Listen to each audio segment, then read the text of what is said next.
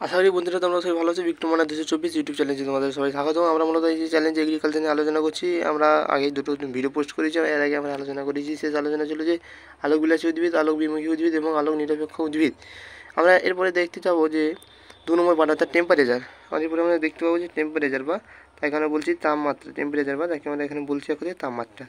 উদ্ভিদের বাড়ার ক্ষেত্রে তাপমাত্রা একটি খুবই গুরুত্বপূর্ণ উপাদান বা একটি গুরুত্বপূর্ণ কাজ করে। এই তাপমাত্রার ক্ষেত্রে শস্য উৎপাদনের জন্য উপযুক্ত তাপমাত্রার প্রয়োজন হয় মূলত 40 ডিগ্রি সেলসিয়াস থেকে 40 ডিগ্রি ফারেনহাইট থেকে 120 ডিগ্রি ফারেনহাইট। যদি সেলসিয়াসের কথা বলি তাহলে মাথায় রাখতে হবে সেলসিয়াসের ক্ষেত্রে 4.4 ডিগ্রি সেলসিয়াস থেকে 4.4 ডিগ্রি সেলসিয়াস থেকে 48.8 সেলসিয়াস ডিগ্রি সেলসিয়াস হয়ে থাকে। ফারেনহাইটের ক্ষেত্রে 40 থেকে 120 সেলসিয়াসের ক্ষেত্রে এত থেকে এত হয়ে থাকে। 2 নম্বর বা 3 নম্বর বলবো কার্বন ডাইঅক্সাইড। আমরা জানি কার্বন ডাইঅক্সাইড খুবই গুরুত্বপূর্ণ ভূমিকা পালন করে থাকে। বায়ুমণ্ডলের ঘনত্ব থাকে 0.04%। অক্সিজেন আমরা জানি কীভাবে উদ্ভিদের সালোক সংশ্লেষ প্রক্রিয়া ঘটে।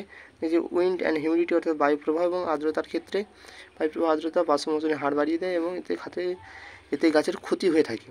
নেক্সট হচ্ছে বায়ু প্রবাহ এবং আর্দ্রতার কথা বললাম আমি। নেক্সট মাটির বিভিন্ন অবস্থার প্রভাব হয়ে থাকে, অর্থাৎ মাটির বিভিন্ন অবস্থার প্রভাব হয়ে থাকে, অর্থাৎ মাটির পিএইচের উপরে নির্ভর করে গাছ কতটা বাড়বে তার উপরে নির্ভর করে থাকে মাটির পিএইচ। আম্লিক, ক্ষারীয়, রসময় এগুলো দেখেছি। সবথেকে ইম্পর্টেন্ট যেটা হচ্ছে ভৌম শর্ত অনুকূল হলে উদ্ভিদের ভালো বৃদ্ধি হয়। ভালো তাহলে কী হবে, কী অনুকূল হলে না ভৌম শর্ত অনুকূল পরিবেশ হলে উদ্ভিদ ভালো বৃদ্ধি পাবে। ওকে, আচ্ছা আমি এখানে আরেকটা যা মিস্টেক করে গেছি।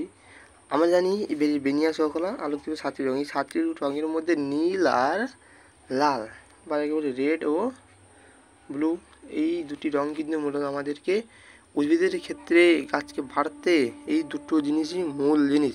শস্যের বৃদ্ধির ক্ষেত্রে আমরা কয়েকটি কথা জেনে নেব, শস্যের কথা। প্রথম শস্যগুলো ধান। বৃদ্ধি দশাগুলো আলোচনা করা হয়েছে। ধানের ক্ষেত্রে অঙ্গজ বৃদ্ধি দশা দেখা যায়, ধরন বৃদ্ধি দশা দেখা যায় এবং বৃদ্ধি দশার মধ্যে চারা রোয়া দশা পড়ে। সবথেকে ইম্পর্টেন্ট জিনিস, চারা রোয়া দশার 4 থেকে 10 দিন পর অগ্রমূল, 4 থেকে 10 দিন পর কী হয় বললাম, অগ্রমূলের সৃষ্টি হয়।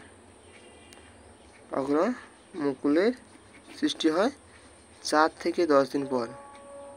আরেকটা মাথায় রাখতে হবে, 4 থেকে 10 দিনের পর অগ্রমুকুলের সৃষ্টি হয় বা অপ্রধান গুচ্ছমূলের সৃষ্টি হয়।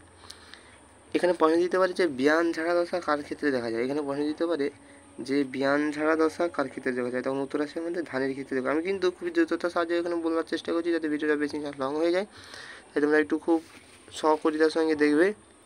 বিয়ান ঝাড়া দশার কথা আমি বললামই। আচ্ছা, চারা রোয়ার 2 সপ্তাহের পর কার্যকরী পাশকাঠি ছাড়া শুরু হয় এবং জাত অনুসারে কোনো 3 থেকে 5 সপ্তাহ বের হয়, কোনো 4 থেকে 5 সপ্তাহ বের হয়, মানে জাত অনুসারে তার উপরে নির্ভর করে থাকে। ওকে, চারা থেকে একটার পর একটা পাতা বের হতে কতদিন সময় লাগে। একটা গাছকে আমি রোপণ করলাম, ধান গাছের কথা যদি বলছি, ধান গাছকে এখানে আমি পুঁতে দিলাম বা রোপণ করলাম ইত্যাদি করলাম, পাতা বের হবে 7 থেকে 8 দিনের পর। 7 থেকে 8 দিনের পর তার পাতা বের হবে। সবথেকে ইম্পর্টেন্ট একটা আমি এখানে তথ্য আমি তোমাদেরকে বলছি কিনা, শ্রী হচ্ছে কম জলে ধান। কী বললাম, কম জলে ধান চাষ করার পদ্ধতিকে শ্রী বলা হয়েছে। আর মন্থর বৃদ্ধি দশা বা মন্থর বৃদ্ধি দশা দেশি জাতের ধান গাছ লম্বা হয়ে যায়। এই দশাটি গাছের দৈহিক বৃদ্ধি দশায় শেষ হয়। তাহলে এখানে দিতে পারে কোন দশায় শেষ হয় মন্থর বৃদ্ধি দশা, না দৈহিক দশায় শেষ হয়। এরপরে অথেন্টিক পুরো সাজেস্টিভ ভিডিও নিয়ে আসবো, যেখান থেকে এর বাইরে কোনো কোশ্চেন হবে না, ঠিক আছে। এই মুহূর্তে আমার আলোচনা মঞ্চের বৃদ্ধি দশার কথা বললামই। এবার জনন পর্যায়ে আছে, আর তারপরে জনন পর্যায়ে আমি যেগুলো থাকে প্রথম বলবো আমি বলে দিচ্ছি, তোমরা একটু মন দিয়ে শুনে না, পরে যদি নোট ডাউন করে নেবে খাতায়। পুষ্প উদ্গমকাল দেখা যায়, গাছের থোড়াসা দশা, শীর্ষ উদ্গম দশা দেখা যায়। ফুল ফোটা 5 থেকে 7 দিনের মধ্যে পরাগ সংযোগ ঘটে। ফুল ফোটার 5 থেকে 7 দিনের মধ্যে পরাগ সংযোগ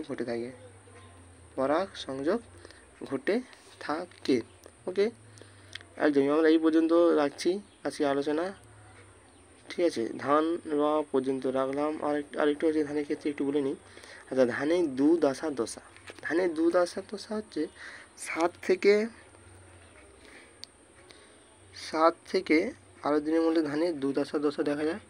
7 থেকে 12 দিনের মধ্যে ধানের দুধ দশা, ধানের দুধ শীষ অবস্থা বা দুধ ঘন হওয়ার অবস্থা দেখা যাবে 2 থেকে 3 সপ্তাহের মধ্যে দুধ ঘন হওয়ার অবস্থা দেখা যাবে। আর শীষে পরিণত হবে, তার পরীক্ষা হবে ধান সম্পূর্ণ পেকে যাবে। এবং মাঝারি নাবি জাতের ক্ষেত্রে ধানের জীবনকাল থাকে 120 থেকে 150 দিনের মধ্যে। আমাদের কিসে বলে শীষ মুকুলের সূচনাকাল লাভ করতে সময় লাগে পুরো 60 দিন। কত দিন সময় লাগে? পুরো 60 দিন সময় লাগে। আজকের মতো এখানে শেষ করছি। আশা করি যদি ভিডিওটা ভালো লাগে একটু লাইক, একটু কমেন্ট, শেয়ার করবে। ধন্যবাদ বন্ধুরা সবাইকে।